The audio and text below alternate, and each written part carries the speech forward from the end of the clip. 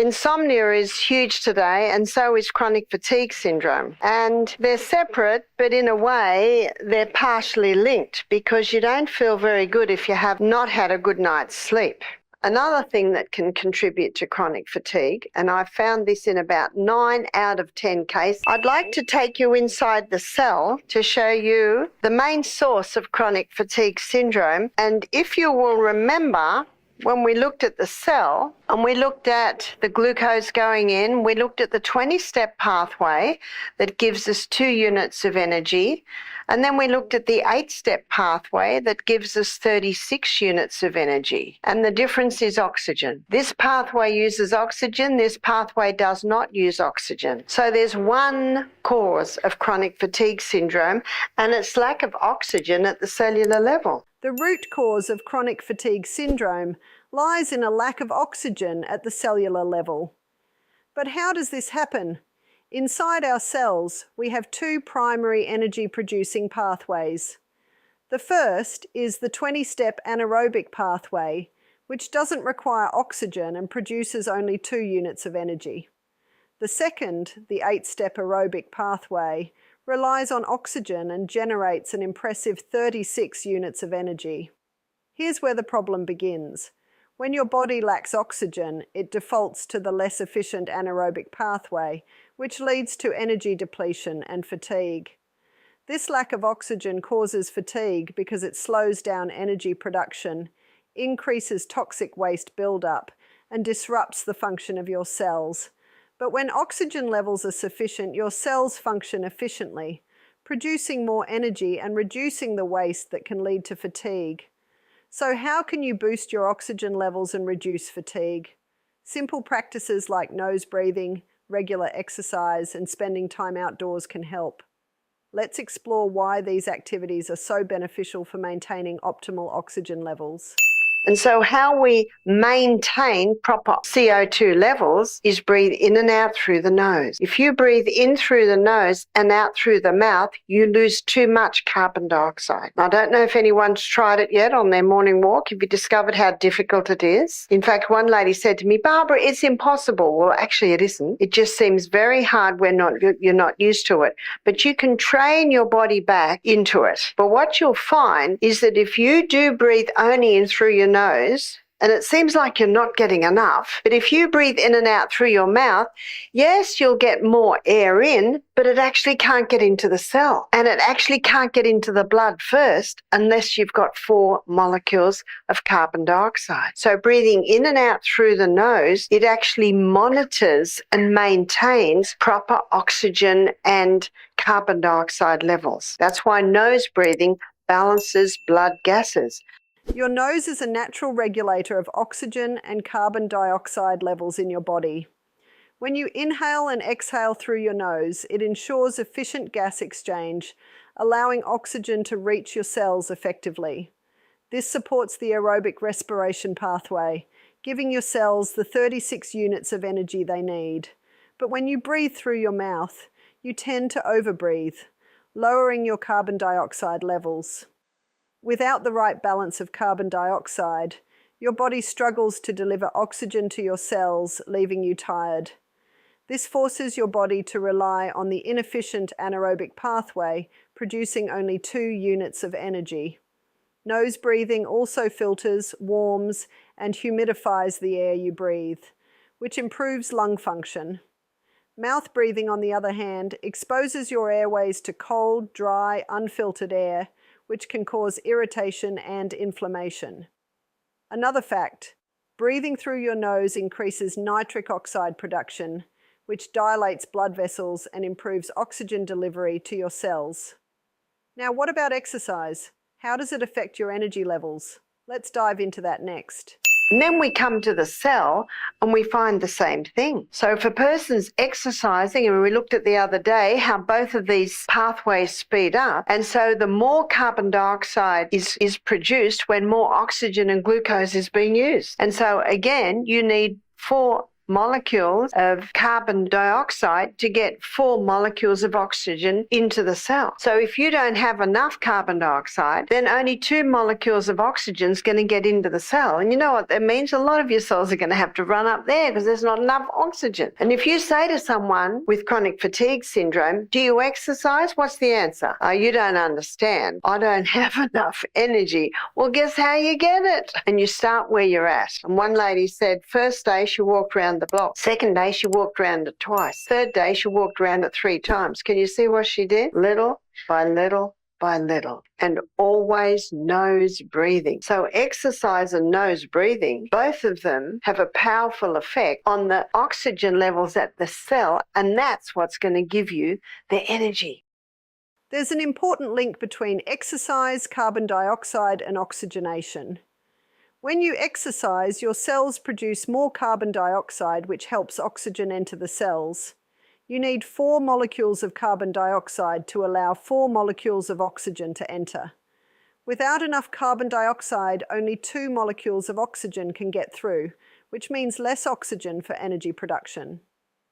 This forces your cells to use the inefficient anaerobic pathway, leading to low energy output. But don't worry, regular exercise can help. By gradually increasing your physical activity, you can produce more carbon dioxide, which in turn allows more oxygen into your cells. This triggers the aerobic pathway, producing 36 units of energy, enough to supercharge your daily activities. Start small, like the woman who began walking around the block and gradually increased her distance. You can do the same, starting with short walks or light exercises, and gradually build up the intensity.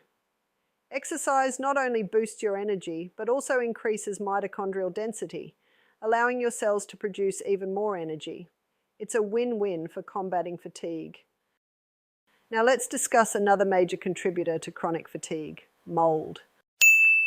Another thing that can contribute to chronic fatigue, and I found this in about 9 out of 10 cases, is mold. See, when we're breathing in mold, cells, a lot of them are running up here. How much energy is that giving? Not very much. And we had one lady, she was a Russian. She attended our program. She's 48. She said, when I was 42, I came to Australia. She said, I'm a scientist. And she said, within 1 year, I developed chronic fatigue syndrome. I went to the doctor, always tired, and he gave a name. What was the name he gave her?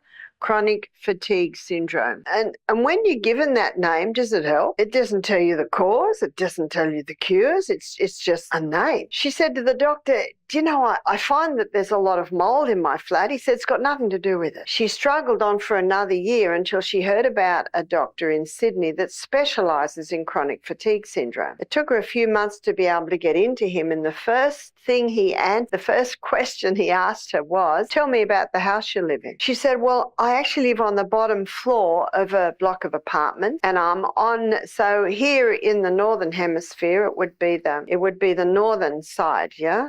That's your no sun side. In Australia, south is our no sun side. So for her, it was south. He said, tell me about your leather shoes. She said, they're always going moldy. Your leather belts, they're always going moldy. He said, tell me about your bedroom. She said, I'm always wiping mold off the ceiling. He said, if you want to heal from your chronic fatigue syndrome, you can't spend another night in that house. He said, I'll give you a medical certificate to get out of your lease. But he said, that house is killing you. Mold exposure can significantly contribute to chronic fatigue syndrome.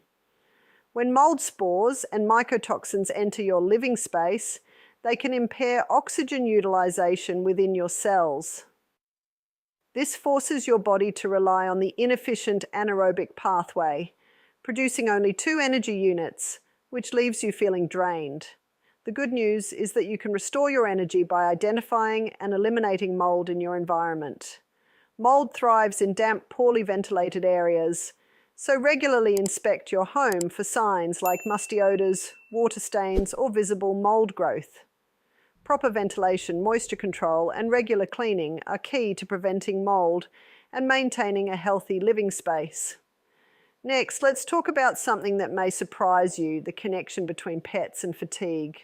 Another cause of chronic fatigue syndrome can be just simply not breathing in enough fresh air. So if there's animals in the home, especially in the bedroom, you are not getting good oxygen levels in the night. I was doing a live blood analysis one day on a girl and I saw parasite in her blood. And I said to her, "Do you have animals in the home?" She said, "I sleep with 4 cats every night." I said, "Well, look what they've given you." So yes, I'm not against animals, but please, if you have them in the home, have them on tiled or wooden areas and not in the kitchen, not in the eating area, and definitely not in the bedroom, because they not only, yes, can give you parasites, but they can also inhibit the oxygen that you should be breathing in that air. So windows open as much as possible.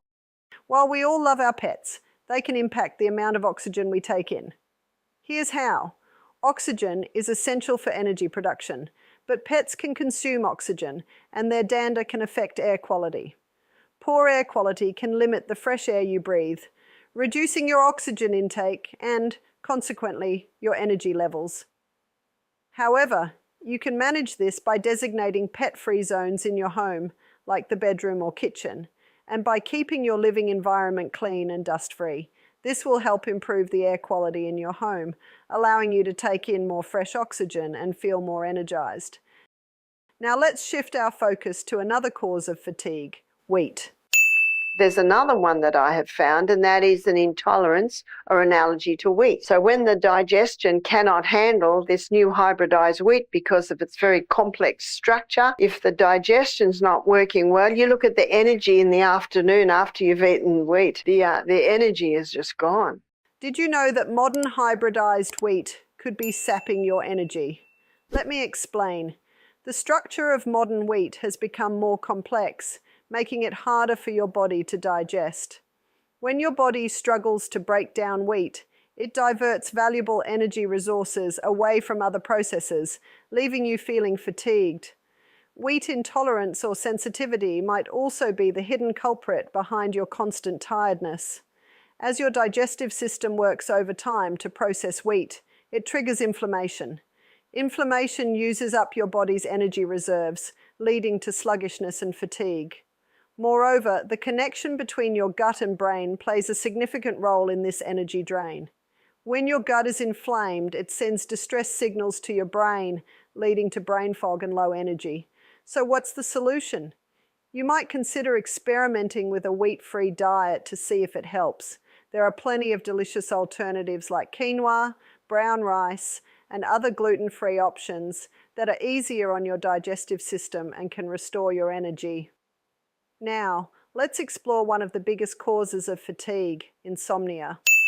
But what I'd like to target now is sleep. So in the base of your brain, there's a little tiny gland called the pineal gland, and the pineal gland releases 4 hormones every night. Now, at the moment, because you've gone into summertime, it's releasing these hormones between 10 p.m. and 3 a.m. In the wintertime, which is what Australia's going into now, it's between 9 and 2.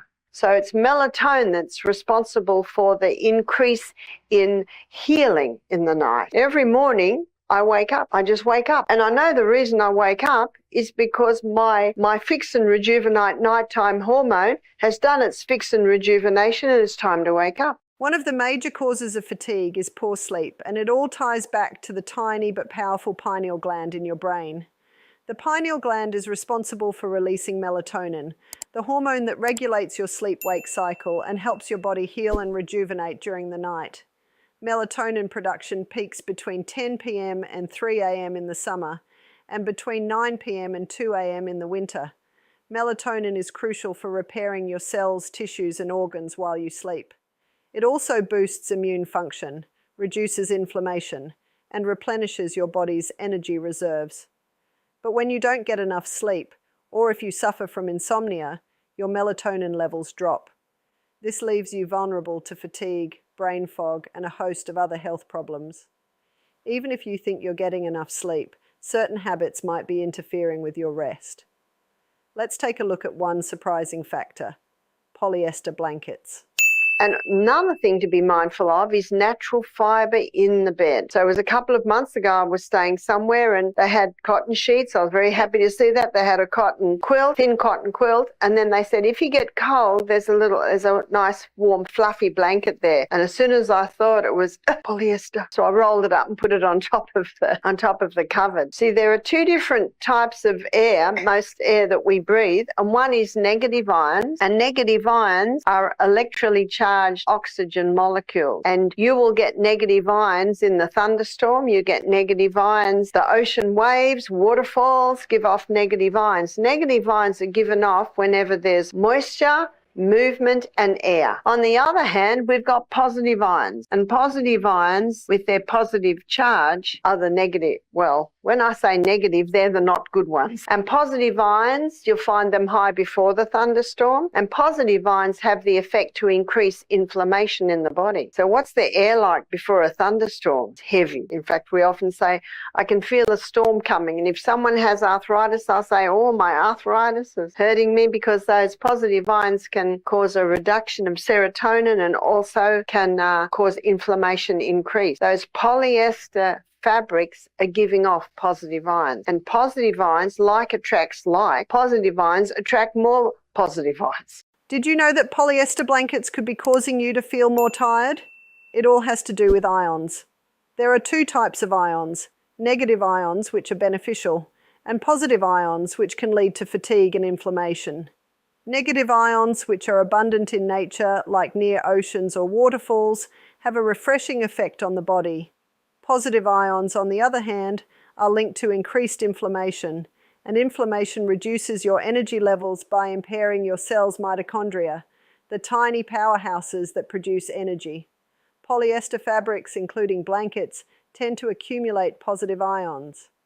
When you sleep with polyester blankets, your body is exposed to a constant stream of these energy-draining ions, leading to increased inflammation, reduced serotonin levels, and ultimately fatigue.